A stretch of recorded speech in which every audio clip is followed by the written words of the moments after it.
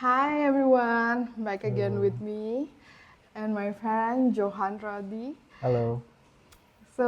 He's a very interesting friend because he has bachelor and master degree in philosophy, and I'd like to dig deeper about the background. Why did you inspired and interested to go to the philosophy as a As a major major, yeah, in the in university? university.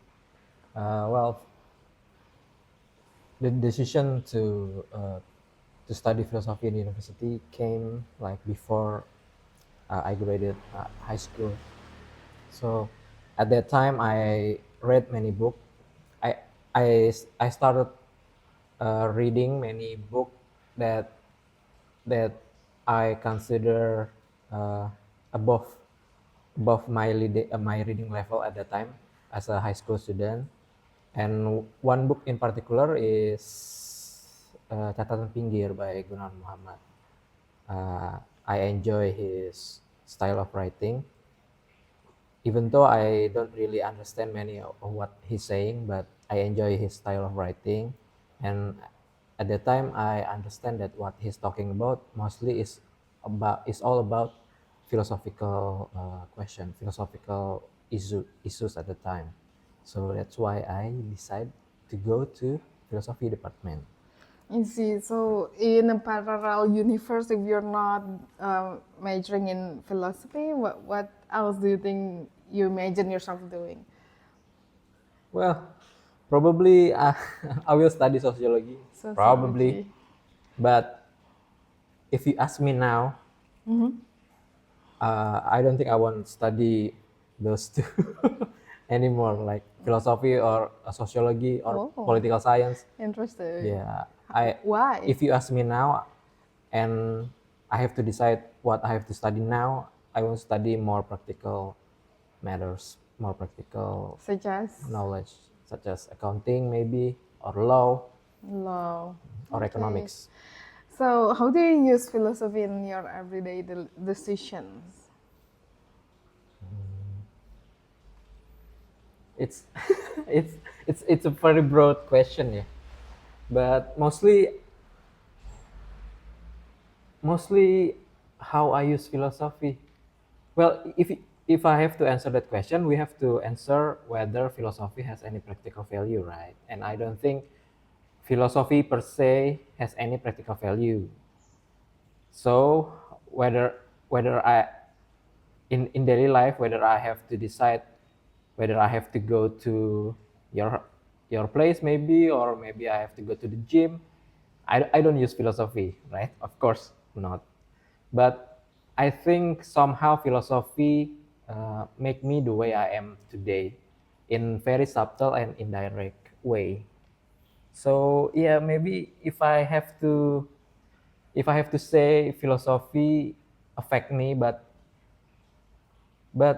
consciously I don't think I use philosophy every day to make decisions. But we study logic, right, Oh during yeah. philosophy, and we probably study many things else. Isn't that shape the way you see the Oh yeah, of world, the course. way you think, Of and the course. way you take Yeah, action? of course. Philosophy, like I said, yeah. Philosophy affect me. It makes me the person I am today. But it's very broad. It's very broad, and it's not in a very specific way. Like for example, I used to be like I perceive I perceive the world as something materialistic. I used to be an atheist, like, and I'm sure that that worldview, that certain worldview, of course, that it affects me on how I make a decision in everyday's life, right? But yeah, but I don't think philosophy has any really specific practical use when I make decision, when I make daily activity decisions. What you know, nowadays there's a lot of trends in Instagram or being used by Gen Z or Gen Alpha. that philosophy sometimes offer ways to manage stress, like doing Oh yeah. a stoic way of Yes, life, of for course. example. Mhm. Do you think that's true that we can actually Yeah, handle yeah, yeah, stress yeah. and frustration in our Oh daily yeah, life? when you talk about stoicism, yeah, it really does help some people to change their life Maybe you can for a explain a better. little bit about stoicism, and then like Yeah, maybe some of us that doesn't know. I don't study stoicism in a very elaborate way, yeah. But from what I know, stoicism is a way it's a philosophy that encourage you to see circumstances around you as something that that should not affect you, right? That should not affect you personally. That you can change in life is actually how you react to something. It's not how to change the situation that makes you feel annoyed, for example. Do you mean like there's a distinction between the thing that we can control and we Yes, cannot control? yeah. So the stoicism says that the control is in your hand, and what you can control, that what you can actually control is yourself, and especially your mind and how you see things. I see. So, how philosophy can be meaningful in someone's life? Um, for you personally, do you feel like it's like you mentioned that it's shaped the way you are, right? Yeah. Then it's meaningful and it's become part of your identity. Can you explain further Yeah. the example? Mm, some in some way, philosophy give me purpose. Give me like what is the most important value, the most important virtue in life. I get that a lot from my philosophy study. Like for example, as a classical liberal, I see personal freedom as something that can be compromised in society, and I have I have uh, I have this self invested purpose in my life that I have to fight for personal freedom in public life, and that's I think one of the many ways how philosophy can affect someone's life, right? In that way, I can say that philosophy gave me purpose in my life. So, the purpose of um, you mentioned personal freedom is something that uh, you really take it strongly to Yeah. as a principle in Yes. your life. Okay, so but do you have any philosophical question that you feel it's hardest and you feel like it I haven't really get the answer until now? Uh, I don't dwell in philosophy as like at a very personal level, right? So if I face like a philosophical dilemma or philosophical puzzle, I treat it as a subject matter, as a something to solve. Like I play Sudoku, so it's just a game for me. So it's not at a very personal level. For example, I once struggled with the evil God dilemma, which says that if there is a God, why there is so many evil in the world, right? But I don't really find it very struggling for me because I treat it as something to study. It's something to study. It's not really annoy me at very psychological level. Like there are other philosophical questions like ethical dilemma, like you must have seen the memes like the you know the what's the name, there is a train and you pull the trigger. If you pull the trigger you just kill 5 people, and if you pull the trigger at the other you just kill 1 people, something Yeah, like that. this is an ethical dilemma. Yeah, it's an ethical dilemma. It's a very abstract, right? It's a very abstract concept, but it has actually real world consequence Right. when people start to develop AI, like for example, self-driving car. You have the programmer of the AI. They have to decide if somehow the car have to face some kind of situation, which one, Yeah. which option they Yeah, I should choose. remember that. I think this is like a Tesla case study. Yeah, If there's like a child or there's like four adult yeah. with a grandma, which one do you feel like you need to save, right? Yeah. If it's in front of you, which Mm-mm. way to go?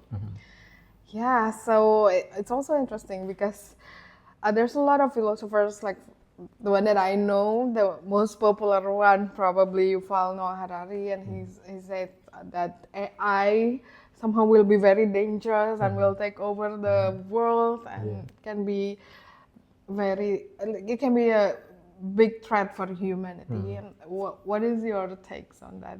No, I don't think. I don't think I can take Yuval Noah Harari very seriously because in his first book, I have so many disagreement with Yuval Noah Harari, right? I think for me he sounds very much like crazy people trying to scare people Oh wow. about. I don't think AI has that very great consequences for humanity, especially for now, where we don't know AI what's AI gonna be, right? But even Including Harari. But even the one of the founder of ChatGPT, which is Elon Musk, he kept reminded people that AI can be very dangerous. Like he was the one who funded that, even used it for his own, Tesla uh, or other business that he has. But he also really emphasizing the threat of AI. But the point I want to make is we don't know what's AI going to be. I don't think many people know how AI is going to be from now. So we should just wait and see. If we talk about AI, right? Uh, if we see the current development of artificial intelligence right now, AI is not it's not really it's not it's not really up to its bad reputation.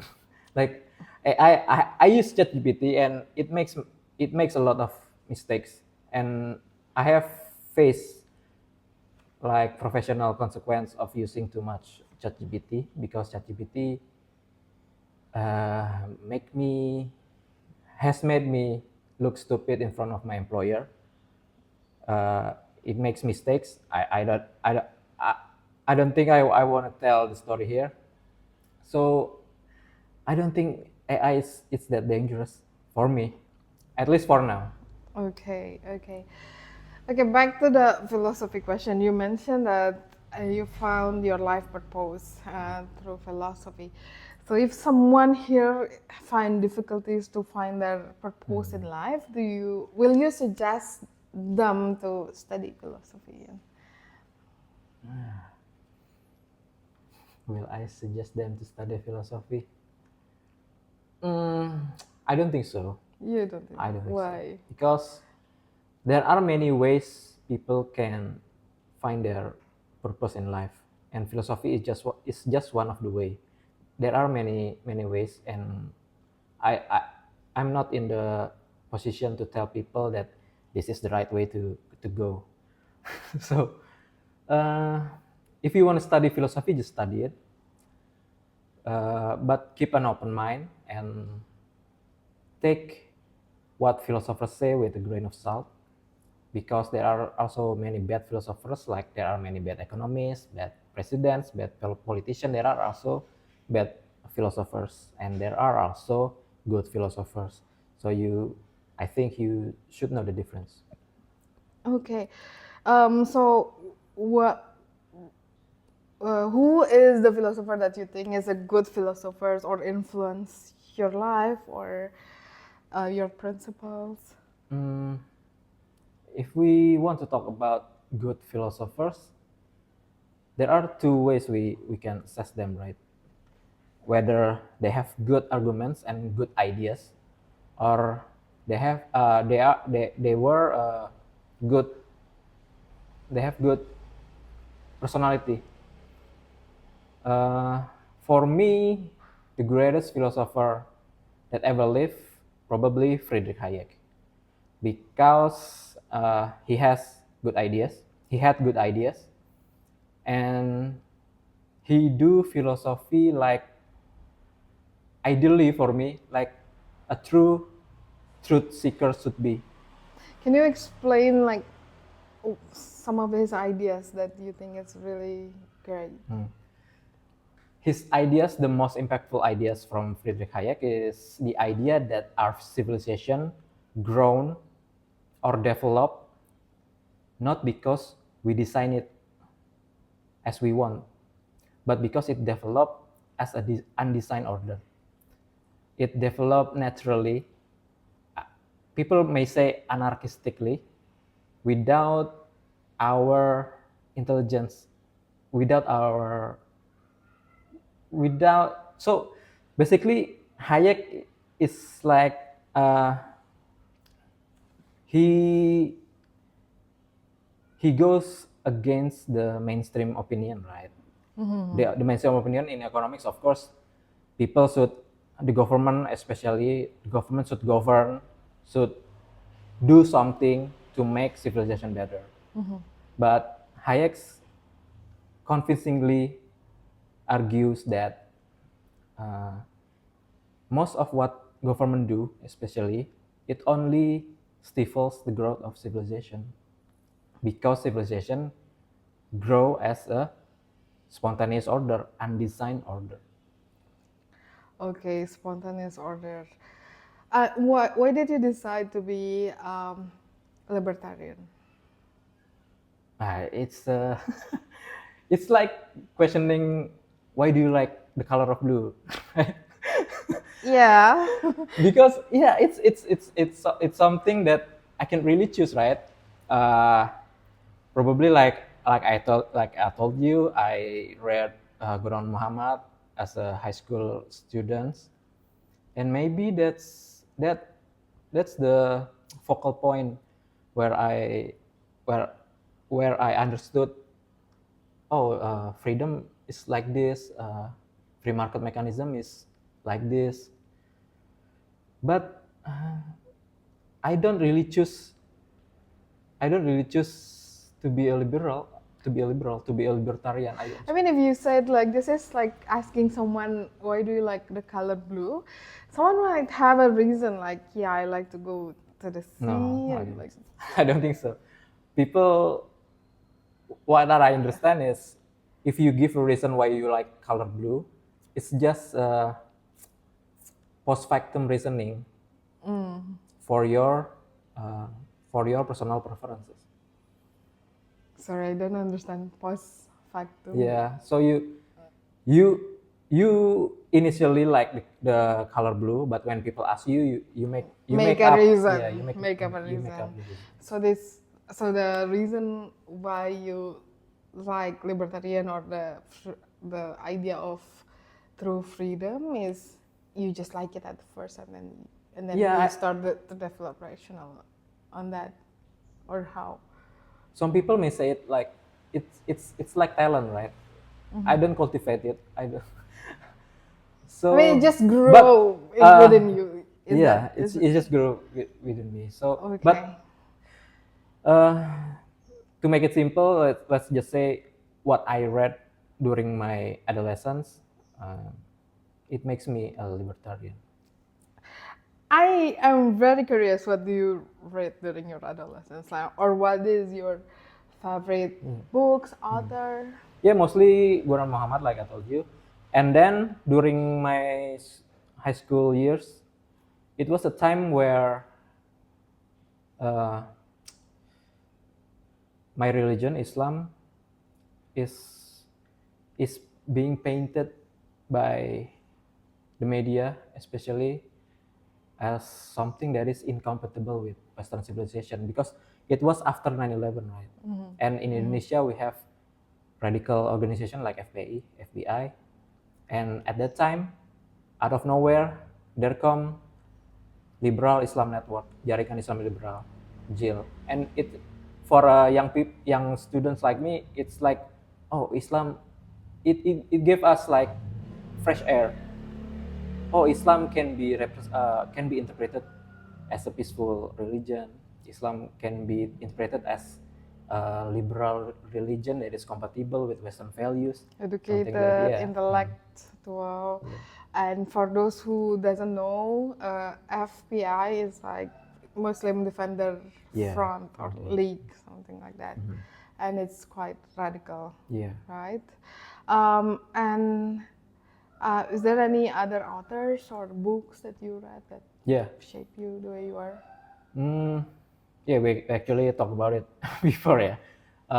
The three greatest philosopher for me is Friedrich Hayek, Karl Popper, and Nassim Taleb.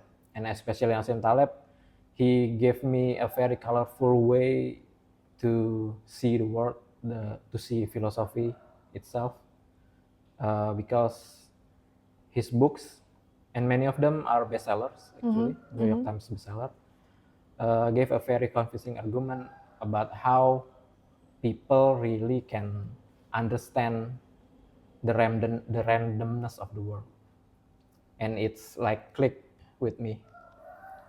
I see. So I remember one of the things that Nassim Taleb wrote is Skin in the Game, right? One of his books. And yeah, I'm wondering what your perceive on that. What's your My what? thoughts? What's your What? thoughts on that? Oh yeah, Skin in the Game. If you viewers haven't read the book, Skin in the Games is basically, it's it's a it's a term in a gambling world where you put your money on the table. It's your skin in the game, but the meaning is more broad. It's more broader than that. It's broader than that. Like if you put your reputation, for example, as a public speaker, as a public intellectual, you also have skin in the game. What Taleb criticized in the book is the system we live in today. It incentivizes people to to go to the forefront as a probably as an public intellectual, but has no skin in the game. Like for example, many economists are invited to news program, for example, to give their opinion about current situation of current economic situation, or their opinion about stocks prices, but they have no skin in the game. For example, if a stock analyst gave their opinion about stock prices, but they don't own the stocks, so we should not take his words very seriously, according to Taleb. I see. So in your practical, you mentioned that not all philosophers or philosophy school of thoughts can be applicable practically, but for this particular notion of skin of the game, do you think it's practical for your daily life? Yeah, of course. But it affects me in a very indirect way. Yeah. Skin in the game, like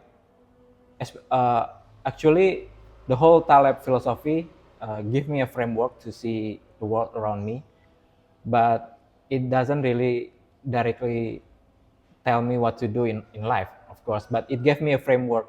It gave me how to see a spectacle, how to see the world. So when it comes to skin in the game, I tend when I learn and understood about skin in the game, I tend to become a person who's very careful in what I'm saying, especially in public. Uh, I tend to very conservative. I become a more conservative person, both culturally and politically. I began to understand the role of tradition and morality in society, something like that. You mentioned that you were an atheist before, Yeah. and then you change probably for the better that you're now become like religious Yeah. person. Can you explain to me the process and why did you know, shift or return back to religion? Yeah, I don't think the right term is whether I'm an atheist or a theist, because yes, I believe there is a greater force that govern our lives, but it's not like I believe that there is some kind of judges in heaven that that judge your life based on certain kind of And they morality. give Yeah, punishment and give but the point is, rewards. I believe that uh, in many cases, human is very fallible. They are flawed, and what the most many times the most significant events in human history is there is something very random and nobody can predict, like probably revolution, economic crisis, innovations, technological advancement. Nobody can predict that. So like I believe, Disaster. yeah, disaster, it's something that it's out of our control. So then I more and more convinced with how Taleb, Hayek, and Popper see the world, that randomness play a bigger role in our life than our capability, reasoning capability. But then, if everything possibly happened through a random event, what kind of framework do you choose to see the world then? Like you mentioned that uh, Nassim Taleb works have been giving you a framework. Yeah. Mhm. So, what kind of framework is that?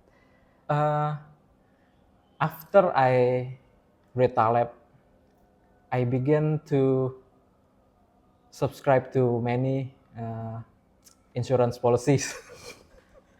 That's one of the way a philosophy can really affect your life, right? Right. Sorry, can you explain further what kind of insurance? Like health insurance? Yeah, health insurance, life Life insurance, car insurance. insurance. Uh, when it like that, because when the worldview that Taleb gave me is, we can say it's rather a little bit paranoid, right?